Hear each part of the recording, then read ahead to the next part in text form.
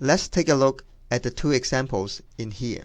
For the first example, there's a line. This line is 3 inch long and it's 1 inch, and the one of the end is 1 inch from the origin. However, there is no constraints in here telling me that this is a horizontal line. This means that this point can go up or down. Also, because there's no horizontal dimensions about this line to the origin, this means that the line can go left and right. Now, in order to fix it, we can apply constraints to it. What we can do is apply a horizontal constraint to make sure this line is horizontal. It will be a horizontal line, so I apply a horizontal constraint in here. That will resolve this problem. So this will be gone. So I don't have this point will not go up and down. Now I still have this problem. The line can go left and right. In order to fix it, you can either apply a dimensions between these points, this point and this point, make a 0 distance between them, but it is not a good practice to put a 0 dimension in there. So what you can do is to apply constraint, a vertical constraint between these 2 points.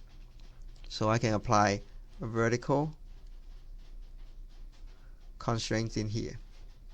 So this will help this line to make it fully constrained. Now let's take a look at the second example. There are 2 lines, and now I know the distance between the 2 lines and the total length between of the 2 lines, and it's 1 inch above. So now this line, we do not have to worry about it's going up or down the points because it is horizontal. But there's something we have to worry about. We will worry about this line can go left and right off the center, even though you already assigned 1 inch and 3 inch here. These 2 lines can move left and right. Also, because they are not the same size, there's no indication that it is the same size. This line can be shorter, this line can be longer. So you will not know until you actually put a dimension to it. In addition, this line can go up and down. This dimension is only applying to this line, but this is not in here. So this line can go up and down. To resolve all these, you have to apply constraints to it.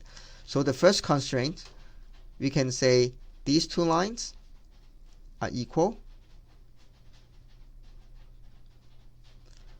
The second constraint, you can apply the same thing in here. We can say this is 0. This point and this point is vertical.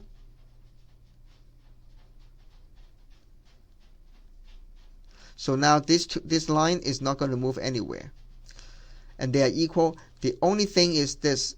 So the equal constraint will make sure these 2 lines, they're not the same size.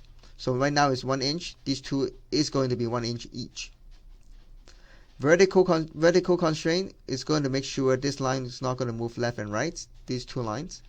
But the last one is this line to make it up and down. So you can apply another constraint called collinear.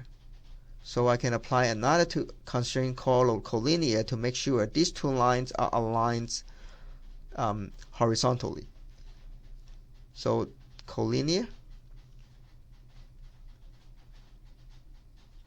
So now these 2 lines are aligned horizontally. This line is not going to go up or down. It will just stay with the same level as this line. So now I applied 3 constraints in here to make this sketch fully constrained. In here, I applied two constraints to make sure this sketch fully constrained.